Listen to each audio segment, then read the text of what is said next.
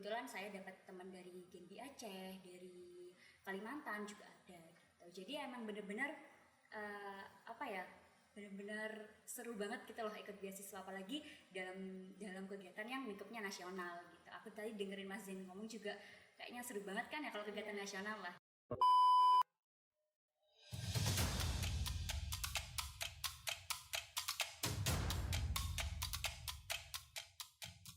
Dalam podcast kali ini kita akan membahas tentang program yang sering diburu teman-teman mahasiswa S1. Ya, benar sekali, program beasiswa. Tidak dapat dipungkiri banyak dari pihak pemerintah maupun dari swasta memberikan beasiswa bagi mahasiswa S1. Banyak dari kita berlomba-lomba untuk mendapatkannya, namun tak terlepas dari persaingan yang ketat akan kuota terbatas yang ditentukan penyelenggaraan beasiswa, banyak dari teman-teman tidak lolos dalam tahap seleksi. Minimnya informasi dan persaingan bisa jadi hal utama indikator ketidaklolosan. Atau bagi adik-adik mahasiswa baru yang ingin memulai mencari informasi beasiswa, bagi kalian salah satu yang disebutkan oleh saya tadi, kebetulan narasumber kita hari ini adalah dua penerima beasiswa, yakni beasiswa Jarum ada Mas Zainur dan beasiswa Genbi ada Mbak Asa. Silakan perkenalan dari Mas Zainur dulu. Oke, dari saya dulu ya. Ini boleh dibuka? Boleh. Oke. Ya, bismillahirrahmanirrahim. Nama saya Muhammad Zainur Rizky. Saya biasa dipanggil Zainur. Saya merupakan penerima beasiswa Jarum Plus. Ya, saya Base 1 Jarum Jember 36, angkatan 36. Hebat ya. Sekarang Mbak Asa, penerima beasiswa Genbi. Oke, saya buka ya. Iya. Ya, oke. Sebelumnya kenalkan, nama saya Asa Prayasmi Korina. Kebetulan di sini saya sebagai penerima beasiswa BI pada tahun 2020 dan 2021. Gimana nih Mas kabarnya Mbak? Ya, kabarnya baik, alhamdulillah. Negatif ya kabarnya. Kalau positif nggak bisa di sini soalnya. Oh iya. Mbak Asa gimana kabarnya Ya, Mbak? alhamdulillah baik-baik saja. Kesibukannya nih apa biasanya dari Mas Zainur? Kesibukannya tiap hari karena saya sudah semester 7, jadi sudah siap-siap buat cari bahan nulis skripsi. Kalau yang lain-lain ya masih di organisasi, juga kegiatan lainnya lagi ya bantu-bantu yang lainnya juga lah. Itu aja sih. Kalau dari Mbak Asa sendiri? Sama sih. Jadi ya kesibukannya ya semester 7 udah persiapan untuk skripsi, terus juga ngumpulin data-data, terus sekarang juga lagi aktif di organisasi gitu. Ya. Oke, di sini kita ada beberapa pertanyaan nih Mbak, Mas, seputar beasiswa beasiswa Jarum dan beasiswa Genbi. Ya tentunya sebagian kita ini tampung juga dari pertanyaan-pertanyaan dari teman-teman. Oke. Seperti yang kita ketahui nih Kak, euforia kedua beasiswa yang sangat menarik peminat mahasiswa, apalagi mahasiswa FEB ya.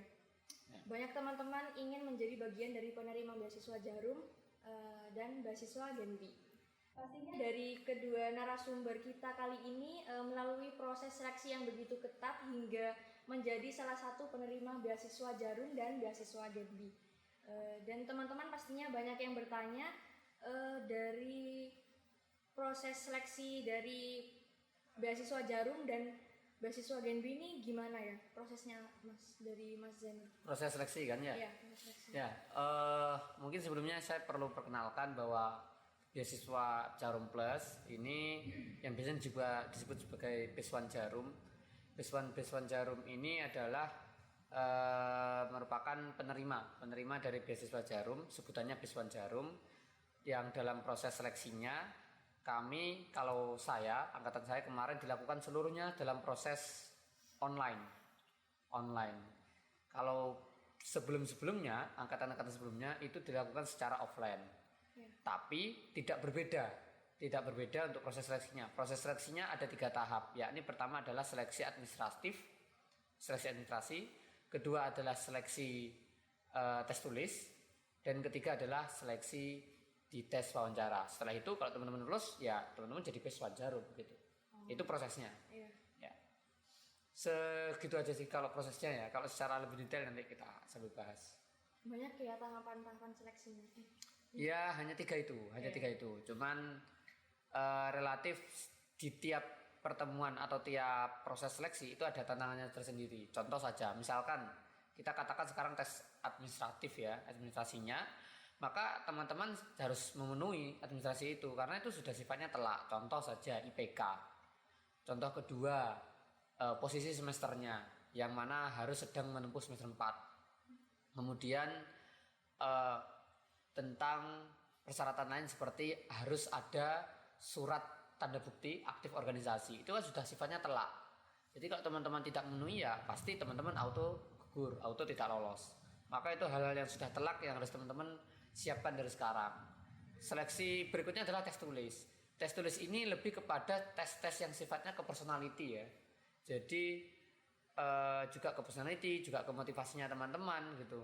Jadi ya ini susah-susah gampang untuk ditebak juga. Apakah setelah saya ngerjakan saya akan lolos, itu juga ya cukup tanda tanya besar. Dan itu by system. Nah maka berikutnya ketika teman-teman lolos maka tes wawancara. Tes wawancara ini setahu saya yang wawancara itu langsung dari pihak Jarum. Bahkan saya rasa itu adalah pihak HR-nya, HRD-nya sana gitu.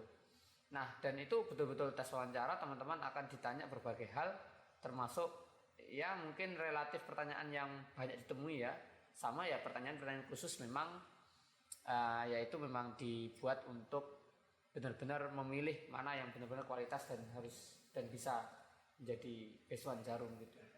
Berarti emang ketat banget ya proses seleksinya gitu. Ya, ketat tidak ketat sebenarnya kita lihat bukan hanya dari proses seleksi, tapi bagaimana euforia pendaftarnya, jumlah pendaftar dengan kuota yang diterima.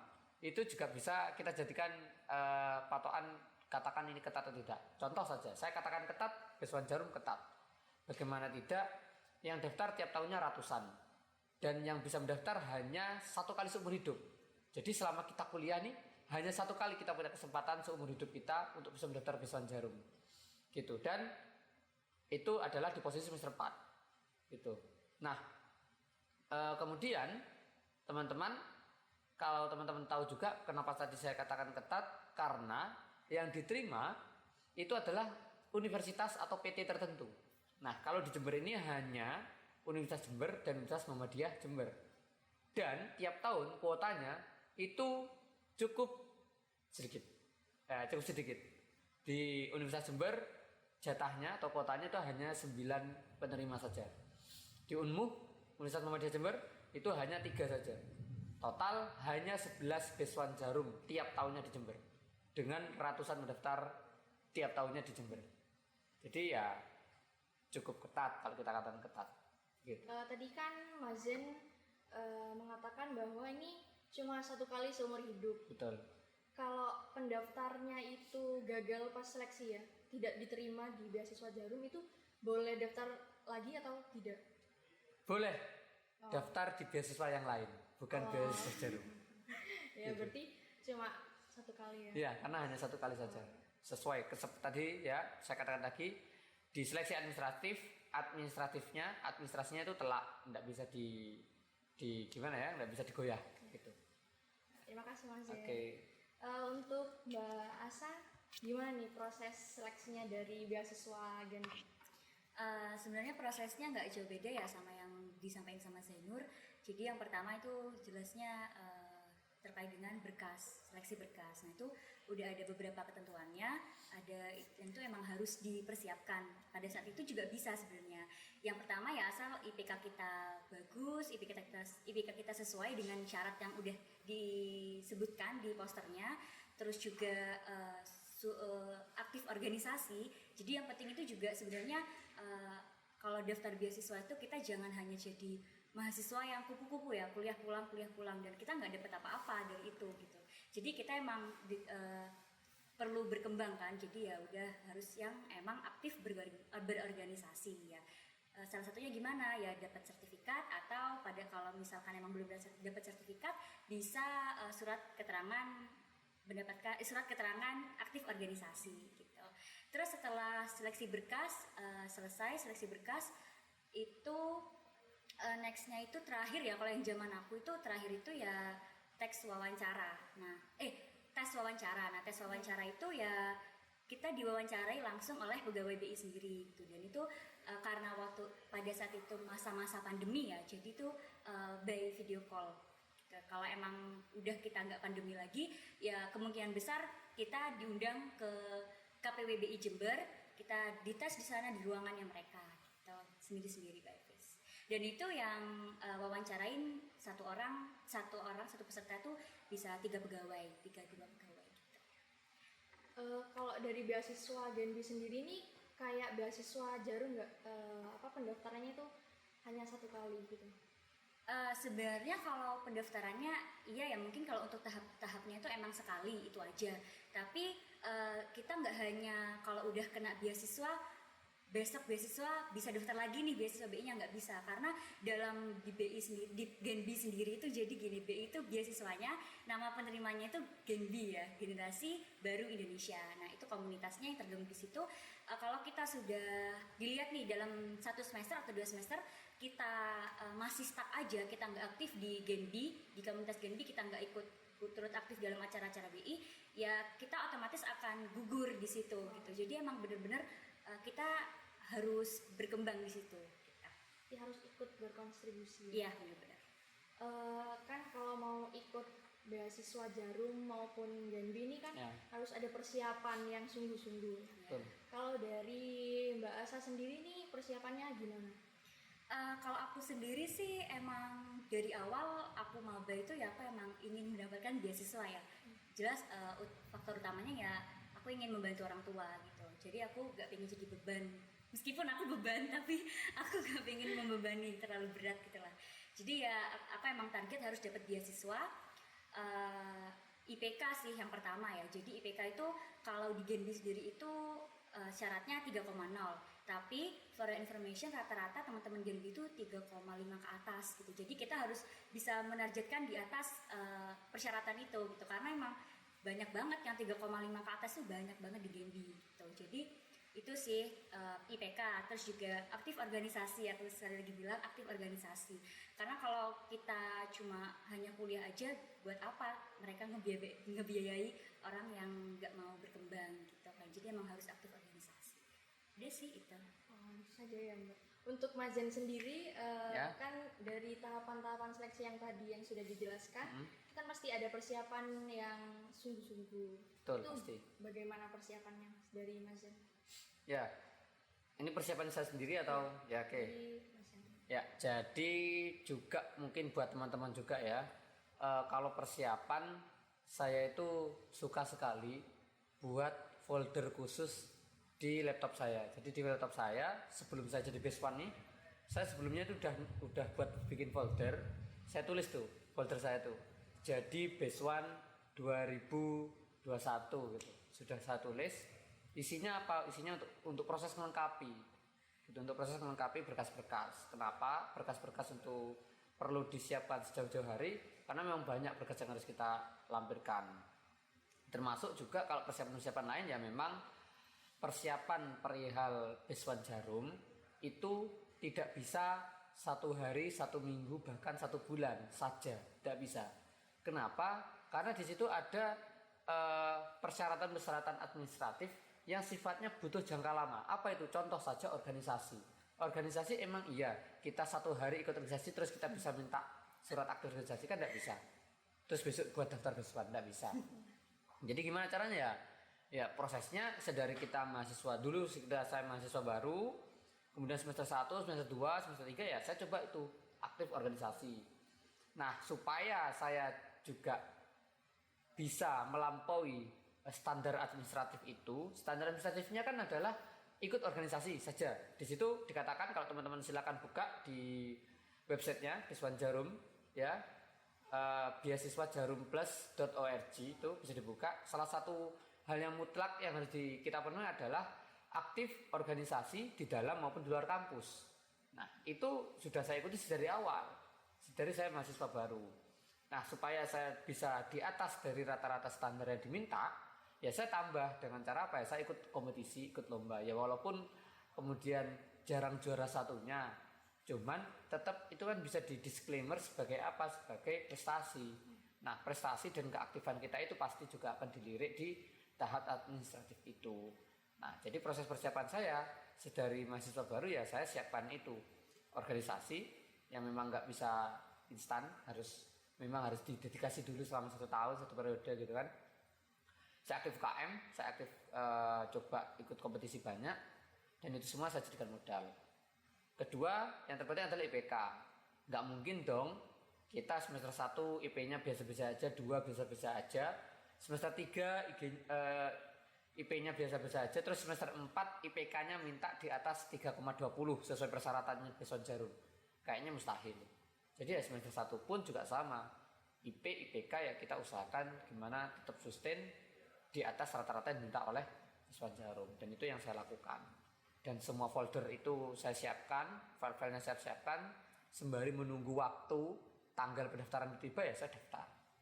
Itu, dan itu ya saya persiapkan betul-betul karena memang saya mengetahui beasiswa Jarum ini sebenarnya dari lama, dari masih SMA pun saya sudah tahu ada namanya beasiswa Jarum gitu. Dulu saya juga pernah tahu ada beasiswa Sampurna dan sebagainya. Jadi itu sudah menjadi top list target saya di bagian journey selama saya kuliah, gitu, perjalanan selama saya kuliah. Salah satu targetnya adalah itu. Baik, saya mau nanya lagi nih. Ya. Kalau boleh tahu, Mas Zainur dan Mbak Asa ini aktif dalam organisasi apa?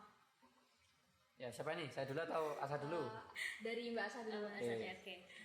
Jadi dari sejak maba atau sekarang aja? Dari maba. Oke, dari maba. Jadi pada saat maba itu kebetulan semester berapa ya pembukaan itu saya ikut pertama kali organisasi yang ikut, saya ikut HMJIE karena kebetulan saya jurusan ilmu ekonomi kan, jadi ikutnya himpunan mahasiswa jurusan ilmu ekonomi. Terus tahun berikutnya saya berkesempatan mengikuti BEM periode 2020 sebagai sekretaris Departemen Advokasma. Terus sekarang ini saya juga ikut BEM, melanjutkan BEM dan sebagai sekretaris umum BEM gitu. Kalau dari Mas Zainur gimana? Kalau saya memang terlalu suka mungkin ya kumpul orang banyak gitu kan di organisasi ya. Jadi saya cukup ikut organisasi lumayan bikin 24 jam saya itu juga kepakai gitu kan. Saya dari mahasiswa baru ketika itu saya juga sudah aktif di himpunan mahasiswa jurusan di HMJ. Dulu saya di Kadif Litbang di HMJ, kemudian di HMJM ya, manajemen. Kemudian berikutnya saya juga mengikuti di BEM juga. Di BEM di BEM tahun 2020 saya di wakil ketua umum, dan di BEM sekarang pun saya juga masih melanjutkan. Saya di ketua umum sekarang, dan untuk organisasi lain saya masih coba ikuti terus gitu. Contoh saja yang masih aktif kemarin-kemarin juga adalah Epson. Epson itu adalah komunitas yang saya bentuk dengan teman-teman, Economic and Business Study Center. Ya, geraknya adalah ke kompetisi dan ke ranah ilmiah dan studi gitu kan. Yang lainnya lagi saya juga ikut di luar. Saya ikut di Himpunan Mahasiswa Islam Komisariat Ekonomi UNED. Di situ saya aktif juga di keanggotaannya. Plus sampai sekarang pun saya juga jadi pengurusnya. Kemudian di lainnya lagi saya juga ikut di Pemuda Muhammadiyah Pimpinan Daerah Jember. Jadi di PDPM Jember pun saya juga ikut di sana gitu. Kegiatan-kegiatan lain juga di beberapa organisasi yang walaupun itu organisasi yang non formal pun saya juga ikuti. Dan itu sih kegiatan organisasi. Termasuk juga satu lagi saya juga aktif di UKM. Saya aktif di UKM KSPI, Kelompok Studi Penelitian Ekonomi FEB UNED. Saya juga ikut itu. Dia semua hal itu juga saya jadikan modal di Beasiswa Jarum ini. Gitu. Sibuk banget ya kayaknya Mas Zainur. 24 jam full. Mbak Asa. Bukan sibuk sih, lebih tepatnya memanfaatkan waktu 24 jam itu aja. Oke, itu teman-teman mungkin bisa jadi catatan penting bagi kalian yang ingin mempersiapkan lebih matang lagi. Oke, selanjutnya setelah seleksi nih, udah keterima beasiswa, terus kegiatannya itu apa? yang dilaksanakan setelah keterima beasiswa Jarum maupun Genbi Oke. dari Mas Zain? Oke, dari aku dulu ya. Ya, jadi kalau di Beswan Jarum ini diselenggarakan oleh Jarum Foundation. Itu memang diperuntukkan untuk mahasiswa itu bisa mengupgrade skill, bisa men-skill up skill-skillnya, di skill up juga bisa di-develop juga tentang personality dan sebagainya. Arahnya ke sana, bukan arah yang lain memang. Nah, maka di Beswan Jarum ini kita di awal itu bahkan dari wawancara itu sudah diajak semacam MOU gitu. Diajak semacam MOU dengan antara pihak Jarum dengan pihak pendaftar di Beswan. Apa MOU-nya? MOU-nya adalah Beswan Jarum harus betul-betul bisa ikut kegiatan-kegiatan wajibnya Jarum. Nah, kegiatan wajibnya Jarum apa aja? Itu ada 3. Ya, ada 3.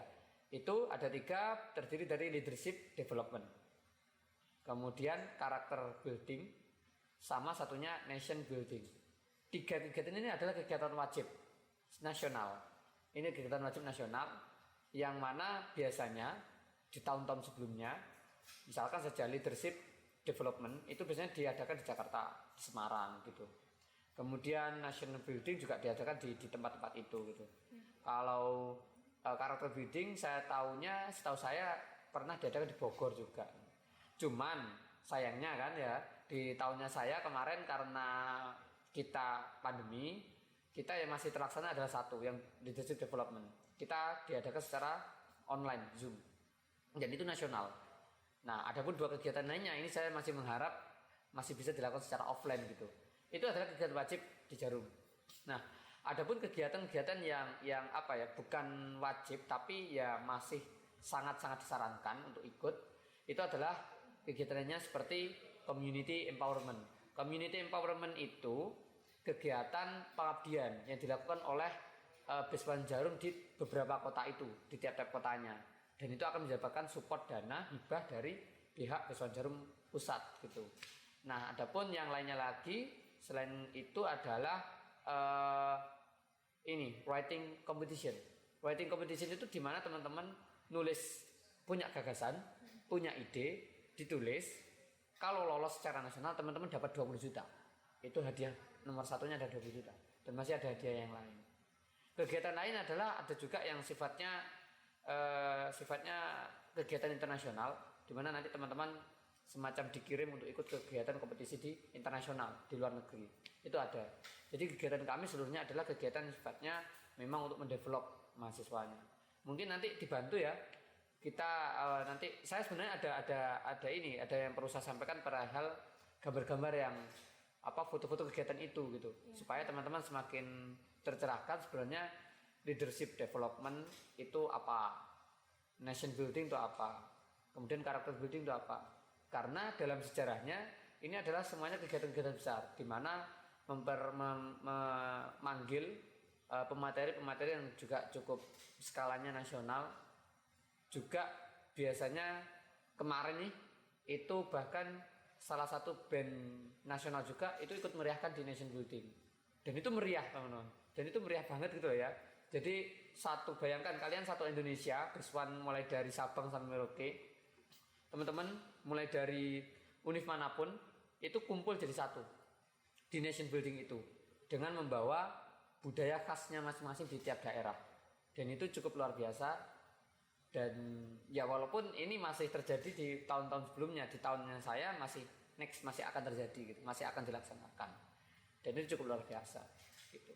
Berarti memang mahasiswa-mahasiswa yang emang terpilih ya yang bisa menerima beasiswa Jarum ini ya Mas. Kalau terpilih pasti seluruh beasiswa apapun itu pasti berusaha untuk memilih yang sesuai dengan kriteria dia kan gitu.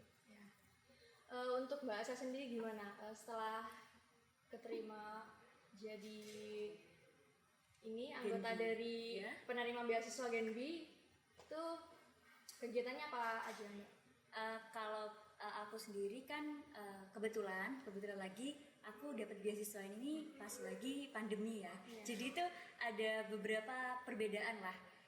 Mungkin kegiatan sebelumnya itu kegiatannya tuh lebih seru ya kalau saya lihat di galeri-galeri di Sekret, terus di Instagramnya Genbi itu benar-benar lebih seru karena bisa secara langsung ketemu sama Genbi nasional gitu kan, dari Sabang sampai Merauke. Nah kalau aku di sini aku mau cerita zamanku aja ya, zamanku pas jadi Genbi ya. Kita yang wajib nih ya di situ ada beberapa program kerja. Nah kita wajib, tiap orang, tiap anggota Genbi itu wajib mengikuti 3 program kerja. Nah program kerja itu ya apa ya, tujuannya emang untuk meningkatkan soft skill gitu. Yang pertama kalau saya sendiri, saya itu mengikuti program kerja Social Act, itu kegiatannya sosial. Jadi kita apa ya, meningkatkan rasa simpati dan empati lah kepada masyarakat. Terus yang kedua saya mengikuti Genbipreneur. Nah Genbipreneur ini di sini meningkatkan bisnis ya dalam itu. Jadi kita diajari bagaimana cara memulai bisnis, bagaimana mengelola bisnis gitu.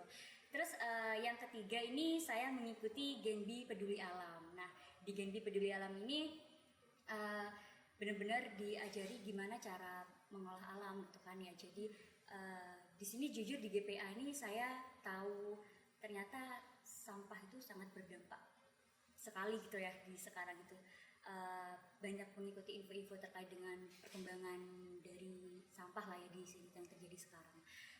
Terus ya itu sih kalau yang program kerja yang wajib ya 3. Terus juga ada yang kegiatan nasional, kebetulan Asa di sini ikut 1 leadership camp. Nah leadership campnya itu ya benar karena di sini masa pandemi, jadi kegiatannya ya online gitu, kumpul di Zoom, kita mengikuti serangkaian acara dan itu beberapa hari selama 1 minggu.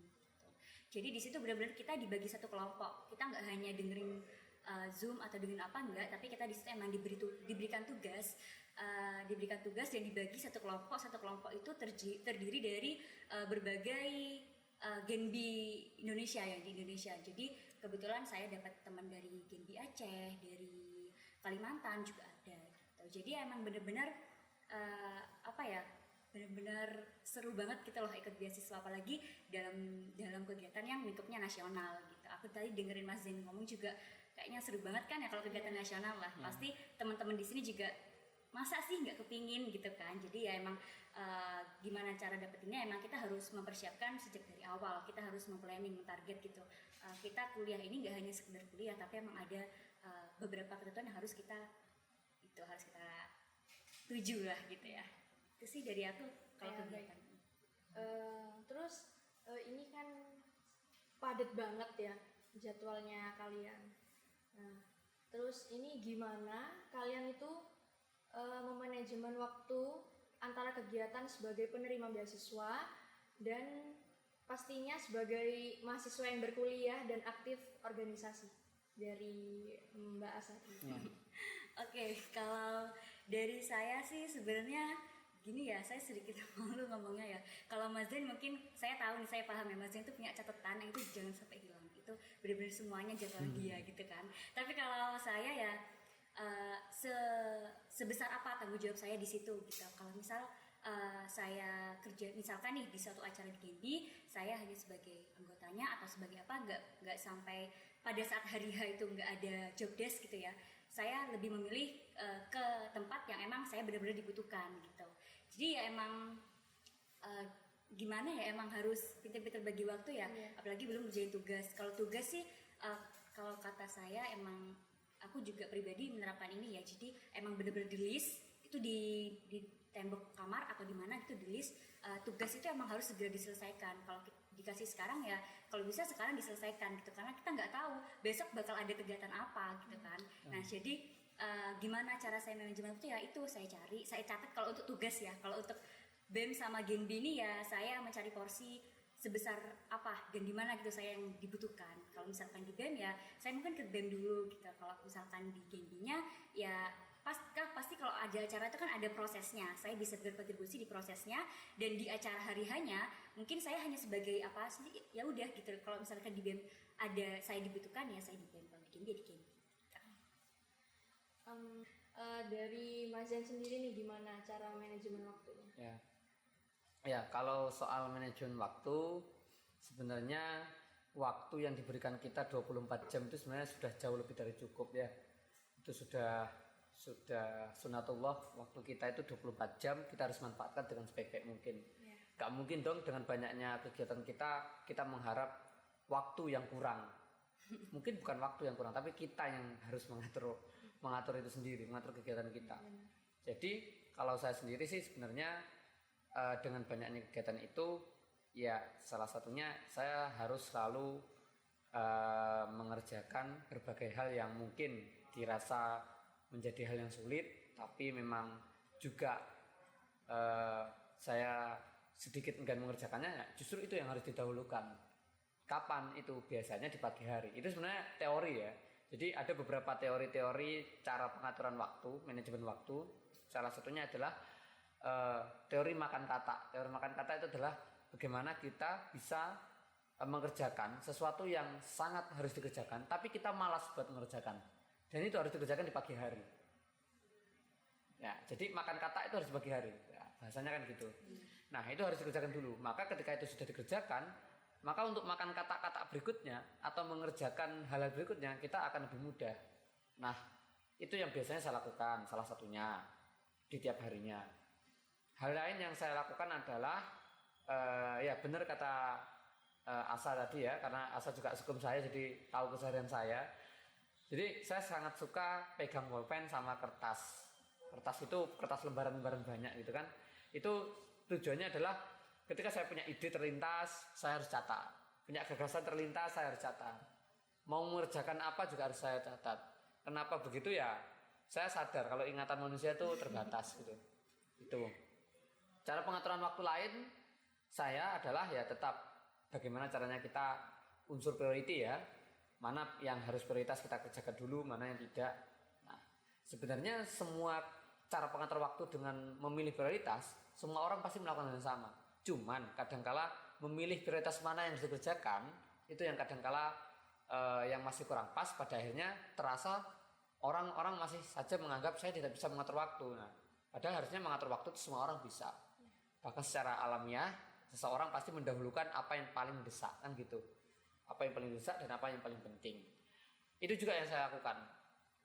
Dan dengan banyaknya organisasi ya tetap saya pasti juga melakukan gimana ya, saya tidak mungkin bisa merubah diri saya ke dalam 1000 bayangan gitu kan, seperti Naruto terus ada di banyak organisasi yang saya ikuti, itu tidak.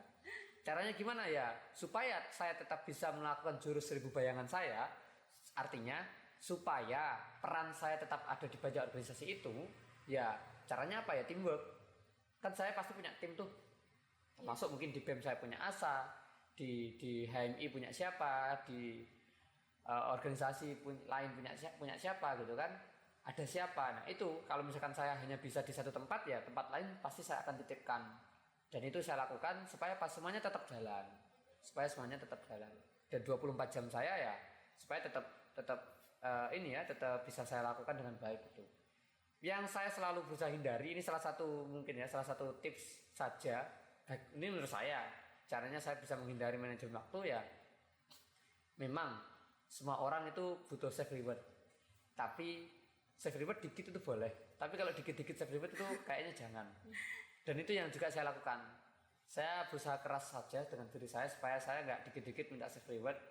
Kenapa begitu ya? Self reward dikitnya itu mungkin oke lah, mungkin self reward dikit 10 menit. Tapi kalau dikit-dikit self reward 10 menit kayaknya pekerjaan kita bakalan tergeser. Nah, itu yang biasanya salah satu yang saya lakukan. Jadi pengaturan waktu ya saya rasa semua orang pasti bisa dan punya seninya masing-masing. Itu sih. Oh ya.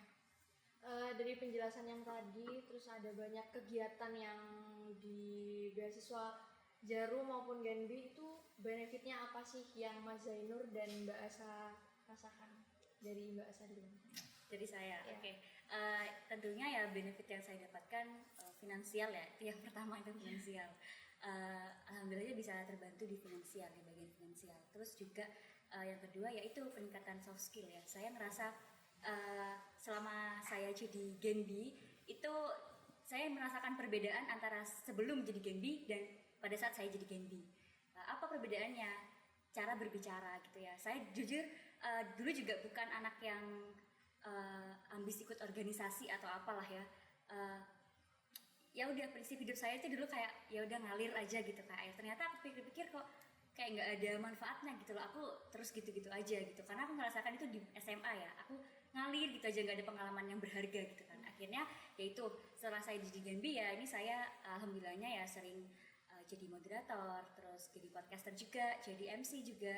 Ya itu meningkatkan public speaking saya ya. Saya jadi bisa ngomong, terus saya juga bisa menempatkan diri lah ya. Saya berbicara dengan siapa, kalau saya berbicara sama teman gimana, sama atasan di Genbi gimana, sama pegawai BI-nya gimana gitu, dan sama instansi yang emang bekerja sama pihak Genbi gitu, sama BI-nya gitu. Kalau benefit yang aku dapatkan itu ya sejauh ini.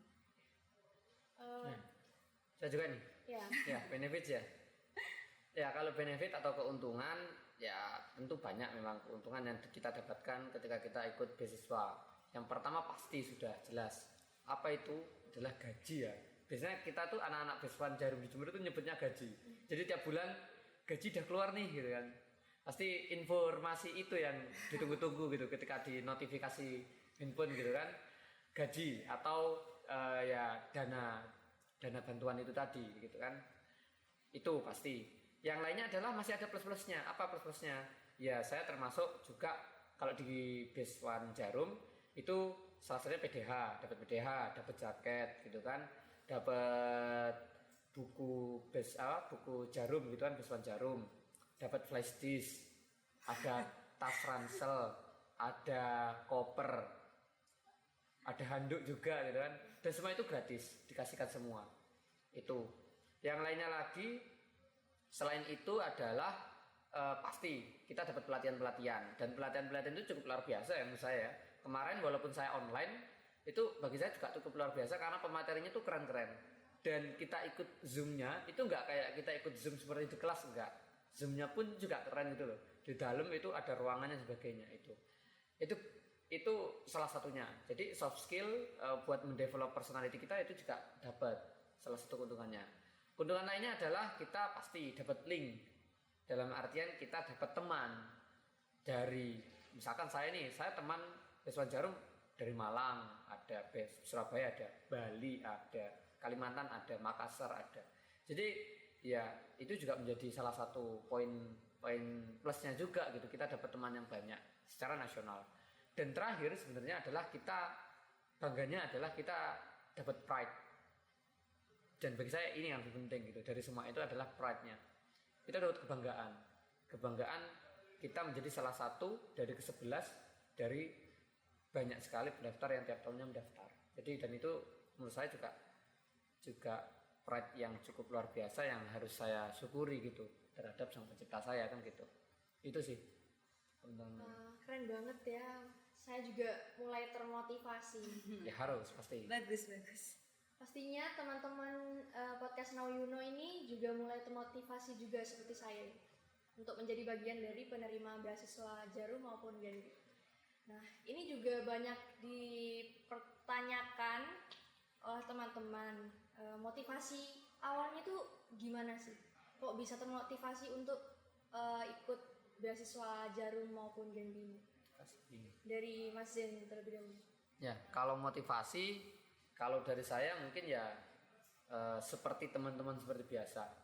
Motivasinya mungkin ya salah satunya adalah untuk di dana itu tadi. Apa artinya kita dapat terbantu secara dana untuk mungkin untuk bayar UKT, mungkin untuk tambah biaya jajan, ya itu pasti ada itu. Cuman itu bukan jadi hal utama. Kalau itu jadi hal utama, saya rasa beasiswa yang sekarang ada di sini ini bukan semata-mata beasiswa untuk mereka yang benar-benar butuh uang saja kan gitu, enggak. Di Genbi pun atau di beasiswa Jarum pun ini adalah buat semua, bagi siapapun yang ingin ngejar pride itu. Nah, kalau motivasi saya sebenarnya lebih kepada gimana saya bisa mendapatkan kemanfaatan dari ikut beasiswa Jarum. Selain uang atau dana itu tadi ya apa pride-nya yang terutama. Ya bayangkan saja kita dapat beasiswa, kita berani nempelkan beasiswa ini di kurikulum vitae kita gitu kan. Nah, tujuannya apa ya? Salah satunya itu adalah menambah disclaimer kita tentang posisi dan kualitas kita sendiri-sendiri gitu kan. Nah itu kan juga bagi saya juga cukup penting. Di sisi lain adalah motivasinya ya adalah untuk juga bisa mendapatkan soft skill yang kita tidak dapatkan di kampus. Jelas ini kita tidak dapatkan di kampus. Iya. Gitu sih motivasinya. Untuk Mbak Asa sendiri? Ya oke. Jadi ya untuk motivasi pertamaku, aku emang benar-benar fokusnya kepada orang tua ya, karena di sini aku pingin kayak apa ya, mereka bangga gitu loh punya anak kayak aku gitu kan. Jadi kayak mereka pasti punya cerita nih ke tetangga atau kemana, ke saudara, kalau ini anakku loh kena beasiswa ini gitu. Dan di sini yang perlu ditekankan oleh teman-teman ya, bener tadi kata Mazen, emang beasiswa ini kebetulan beasiswa Genbi sama Jarum ini emang bukan hanya untuk mahasiswa yang kurang mampu ya atau yang gimana, semuanya boleh ikut. Yang dalam kategori mampu dalam finansial pun boleh ikut gitu. Jadi ya itu tadi motivasi pertama aku orang tua. Terus yang kedua ya saya mencari apa yang saya nggak bisa dapat di kampus gitu ya. Jadi misalkan ya itu, saya di kampus dulu kan masih biasa-biasa aja nih ya. Jadi setelah di Genbi saya yang itu tadi, saya bisa public speaking, terus saya bisa mempunyai teman yang banyak gitu ya. Kebetulan setelah saya mengikuti organisasi ini, saya suka berkumpul dengan orang-orang gitu ya, suka berbicara terkait banyak hal gitu. Terus apalagi ya, udah sih motivasi untuk Tips and trick untuk teman-teman scholarship hunter ini yang tertarik untuk menjadi bagian dari penerima beasiswa Jarum maupun penerima beasiswa Genbi. Dari Mas Zen terlebih dahulu. Ya, kalau tipsnya adalah pertama yang harus disiapkan oleh teman-teman itu adalah niat. Niat dulu. Niat bahwa teman-teman ini mengejar beasiswa, pertama adalah supaya teman-teman lebih terbantu. Kedua adalah pride-nya, kebanggaannya teman-teman terhadap ketika teman-teman menjadi salah satu penerima beasiswa itu. Ketika teman-teman sudah berniat, betul-betul berniat, terutama nih ya buat teman-teman yang masih mahasiswa baru atau mungkin yang sedang duduk di semester 3 pun ya, karena mungkin ini masih semester ganjil di awal, silakan teman-teman kejar. Apa itu yang dikejar adalah segala kebutuhan administratif dulu. Yang terpenting adalah kebutuhan administratif dulu. Kenapa? Karena ini yang sifatnya lebih telak gitu loh, daripada nanti misalkan diwawancara. Kalau wawancara itu sudah apa kata teman-teman, artinya gimana teman-teman bisa meyakinkan si yang mewawancari kita gitu. Tapi kalau sudah di tahap administratif ya itu sudah sifatnya telak. Artinya apa? Contoh saja IPK. Jangan sampai IPK teman-teman di bawah 3,20, karena 3,20 itu adalah syarat minimal dari beasiswa Jarum. Oke, 3,20. Kemudian yang lainnya lagi tipsnya adalah teman-teman kalau memang benar-benar niat supaya teman-teman tidak lupa, cobalah mungkin teman-teman nih, salah satunya ya, saran saya mungkin teman-teman bisa tempel nih seperti logo beasiswa Jarum gini di laptopnya, mungkin di handphonenya, mungkin di smartphone-nya. Tujuannya apa? Supaya teman-teman selalu ingat bahwa teman-teman ini sedang proses nih menuju ke beasiswa Jarum. Dan kemudian ikuti seluruh media sosial atau website-websitenya supaya apa? Teman-teman nggak ketinggalan kalau ada informasi-informasi. Kemudian adalah teman-teman penuhi syarat administratif itu. Selain itu adalah organisasi, aktif organisasi di dalam maupun di luar kampus sesuai persyaratan yang ada di website itu. Maka teman-teman itu tidak bisa singkat. Ya dari sekarang ini teman-teman harus segera ikuti. Kalau ada oprek UKM, oprek HMJ, BEM ataupun organisasi-organisasi di luar kampus pun ikuti. Kenapa? Karena itu jadi syarat telak kalau teman-teman ikut dan teman-teman bisa punya bukti teman-teman itu aktif berorganisasi, ya teman-teman akan mudah lolos di di seleksi administratif. Kemudian selain itu adalah jangan terpatok pada seleksi administratif yang seperti misalkan sedang di semester 4 IPK 3,20, kemudian aktif organisasi di dalam maupun di luar kampus. Jangan hanya terpatok pada itu saja. Kalau mungkin teman-teman bisa menambah, tambah. Dari kapan? Ya dari sekarang. Contoh, misalkan ada sertifikasi keahlian, ikut. Ada training, ikut, ya. Kemudian ada kompetisi-kompetisi, entah itu lomba apapun, entah itu lomba debat, menari, lomba nyanyi pun, ataupun lomba apapun itu, silakan, karena itu adalah sebuah kompetisi dan itu achievement, ya ikuti gitu, ya. Ketika teman-teman bisa buat karya, misalkan teman-teman bisa buat buku, bisa buat novel atau sebagainya, buat saja dari sekarang. Nantinya apa? Itu semua bisa menjadi disclaimer teman-teman, karena di proses administratif itu teman-teman benar-benar harus bisa menjual diri teman-teman secara administratif. Nah, secara administratif itu nggak bisa dijelaskan. Bisanya apa? Berdasarkan bukti-bukti semua. Nah, maka yang paling terpenting adalah kalau memang teman-teman sudah mulai nih merencanakan itu semua, yang paling penting adalah bukti-bukti itu jangan sampai hilang. Sudah pernah ikut menang lomba ya jangan sampai hilang buktinya.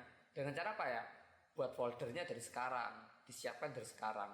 Karena percuma teman-teman sudah merencanakan dan mengeksekusi semua itu, tapi bukti-buktinya tidak bisa dimunculkan. Sedangkan di syarat administratif itu hanya bukti kita yang bisa berbicara. Ketika kita sudah lolos, ya baru kita pikirkan tahap berikutnya apa? Tes tulis. Gimana ya caranya teman-teman nanti tes tulis ada tips-tips sendiri, teman-teman harus bisa menunjukkan personalitinya teman-teman itu sesuai dengan apa yang diminta beasiswa Jarum. Berikutnya ya di tes wawancara itu sudah apa yang dilakukan teman-teman, apa yang dibicarakan teman-teman ya hidup matinya ya tergantung bagaimana teman-teman menjawab. Setidaknya di awal teman-teman sudah lolos ya tips itu yang harus teman-teman garap dulu di awal ini. Itu sih. Makasih. Ya sama sih ya kurang lebih sama Mas Zen. Terkait ya persiapannya emang nggak bisa di deket-deket kita mau daftar, emang harus dari awal kita jadi maba ya, jadi mahasiswa baru. Nah itu emang benar-benar pertama terkait IPK, terus aktif organisasi, ikut aktif dalam mengikuti lomba apapun itu, akademik maupun non akademik. Terus juga mungkin training, mungkin apapun itulah yang kalian itu bisa kalian tawarkan gitu loh pada saat nanti tes wawancara. Jadi emang kalau di tes wawancara itu ditanya ini, kamu selama jadi mahasiswa ini kerjanya ngapain aja gitu kan. Gak mungkin kita hanya kuliah pulang gitu kan jawabannya. Seenggaknya kita harus ada yang, wah anak ini menarik nih, anak ini aktif organisasi, anak ini IPK-nya bagus, anak ini mengikuti lomba meskipun gak juara tapi gak apa-apa, ikuti aja terus gitu kan. Sampai emang akhirnya benar-benar jadi juara gitu. Kalau ya itu sih tips and triknya terkait dengan persiapan ya itu. Yaitu sedikit gambaran bagaimana proses mendapatkan beasiswa dari narasumber kita yang hebat-hebat hari ini. Bagi kalian yang tertarik mengikuti berita update seputar beasiswa, segera follow sosial media dari BEM FEB UNED. Karena BEM FEB UNED memiliki program ruang beasiswa, yaitu salah satu proker dari Advokesma. Ruang beasiswa ini memberikan berita update seputar beasiswa terbaru dan juga adanya grup WA ruang beasiswa, di mana dalam grup tersebut teman-teman akan diarahkan oleh mentor peraih beasiswa jika terdapat pertanyaan terkait beasiswa, dan juga ada teman-teman Advokesma yang siap mengarahkan teman-teman dalam mempermudah terkait pemberkasan. Jadi, tunggu apa lagi? Follow dan stay tune di official account BEM FEB UNED. Jangan lupa teman-teman untuk like, comment, subscribe, dan terus ikuti konten podcast Now You Know yang pastinya banyak lagi yang akan kita bahas selanjutnya. Baik, saya Nandia Nur Ami Putri selaku podcaster undur diri. Wassalamualaikum warahmatullahi wabarakatuh. Now you know, more you grow.